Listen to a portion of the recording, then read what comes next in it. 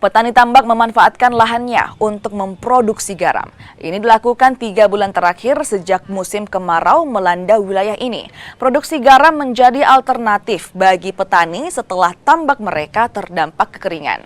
Untuk memproduksi garam, mereka menggunakan pompa nisasi untuk menyuplai air laut ke tambak ikan yang mengering. Minimnya peralatan juga berdampak pada hasil produksi. Selain harga yang terbilang murah, belum adanya pembeli membuat omset tidak menentu. Untuk satu karung berisi 50 kg garam dijual Rp100.000. Harga ini berbeda dengan beberapa waktu sebelumnya yang dijual di kisaran Rp150.000. Baru kayak ini, baru tahunnya ini. Ada karena sekarang pembeli garam tidak ke ke Jenet Ponto di sini mami. Oh iya, biasa garam dari sana ji atau dari Pangket toh. Iya.